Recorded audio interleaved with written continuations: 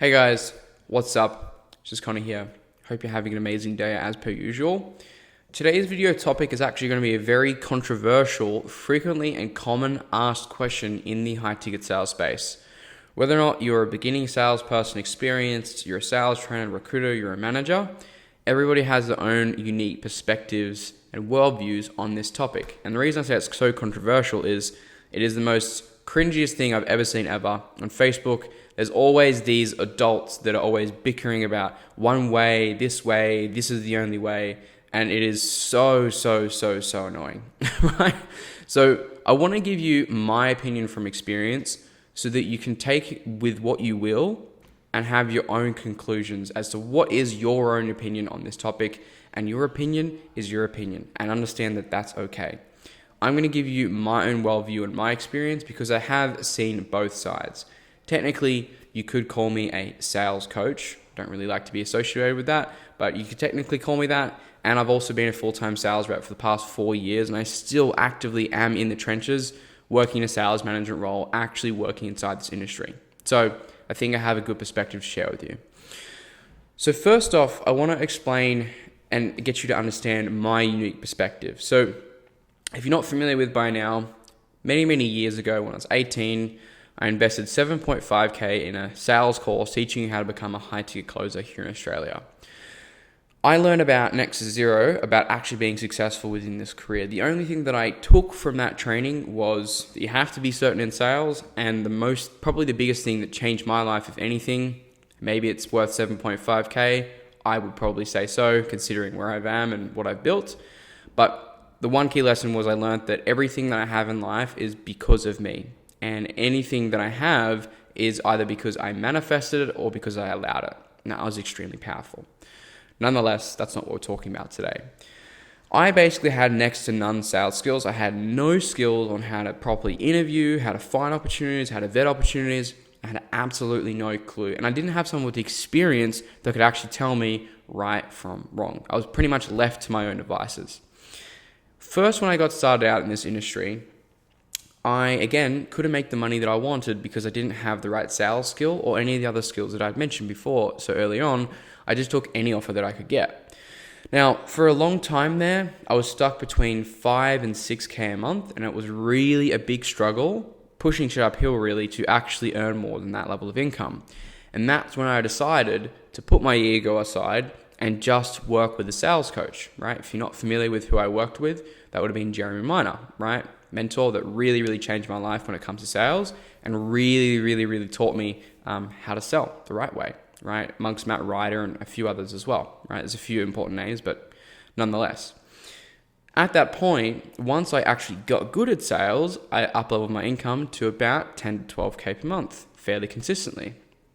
And for a very long time there, that was all I could earn. I couldn't figure out, I looked around me in the training programs that I was in, and although the guys I was surrounded with were amazing people, I just knew I was confident in my skill level that I was better. I trained harder, I worked harder, I showed up more. I knew that I could sell better than them, but they were making significantly more commissions than I were. And I kept on asking myself the question, how are they earning more income than me? And the answer was opportunity. I had a sit-down one-on-one session with one of my coaches that earned $1 million in straight commissions in the high-ticket sales space in 2020. So his opinion is very valid here.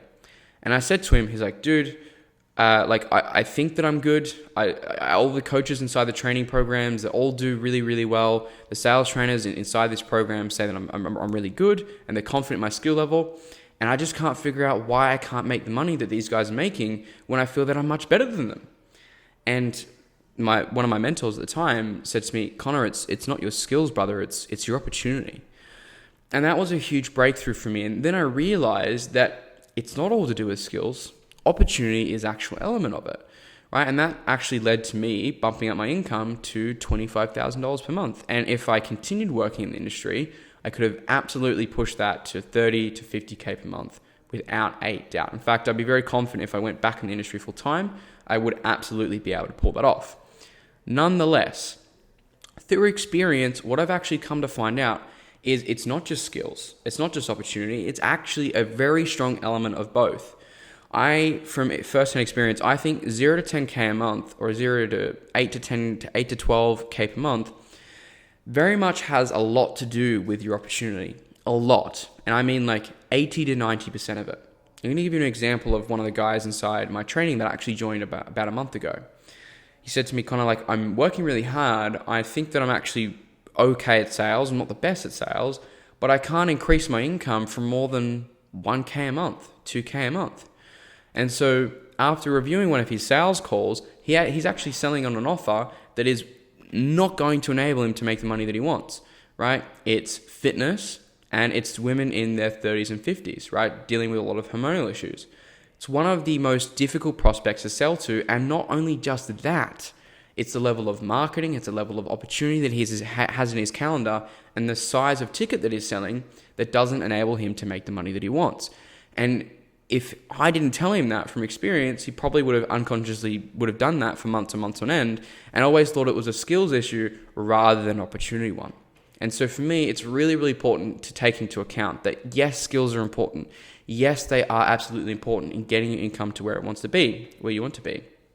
But for most of you that are watching my videos, 8 to 12K a month, you would be absolutely stoked with, especially working part-time hours, which is absolutely achievable, by the way, given enough time.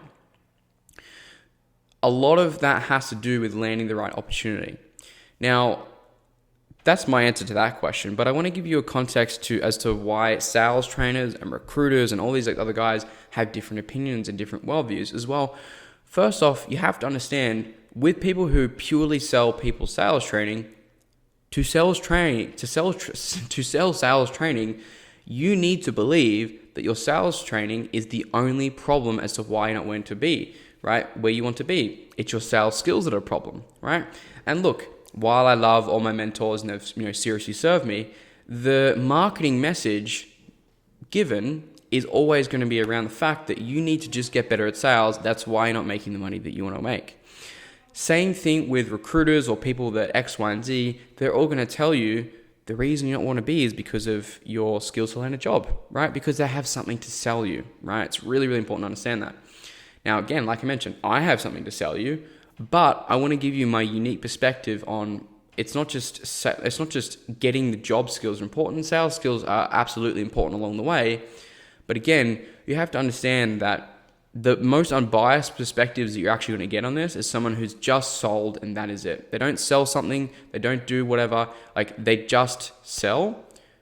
I will tell you, the vast majority will tell you that your opportunity is actually much more important than your sales skills. We know that 80% of coaching businesses, 80% of them don't survive after 2 years. So that's an incredibly high statistic. So finding an opportunity that's not only long lasting, but it's going to enable you to earn the income that you want to earn sustainably is a skill within itself. But not a lot of people actually talk about this because, again, they haven't lived through experience.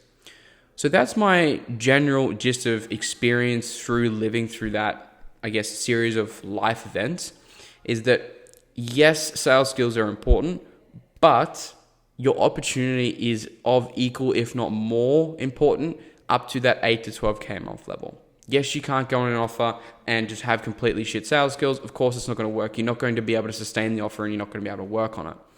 However, some things that you need to understand is that if you can get a good offer and a good opportunity and they believe in you and they've hired you and you've sold them into doing that, they should have not just training. They might have training. That's cool. That's a bonus if they do. But they're going to have a replicable sales process that already works that you need to follow. Simple as. They're going to have top performing sales reps. They're going to have low performing sales reps. Model the high performing one. Right? I've got a very good example of one of my students that just landed a role most recently where the lowest that you can make on the offer to stay on the team is $9,500 US in commissions per month. Right? The lowest, right? The lowest performing rep makes that. I think it was the highest was 40 to 50,000 in commissions per month. What do you need to do? You just model the most high performing sales rep on the team and just do what they're doing that's already been proven to work, right? A lot of people say that, it's wrong to have the expectation to have that you're going to have good sales training or sales training inside the company you're going to work for. I would agree. You shouldn't depend on a company for sales training. However, you should depend on them for a already pre-vetted successful sales process that's already proven to work. Otherwise, you're risking your income, or you're risking your opportunity to grow your income to where you want to be based off the business growing to the point to where you want it to be. And of course, you developing the sales process on your own. Super important to understand. Hopefully you enjoyed today's video. Hopefully you got some insights from there.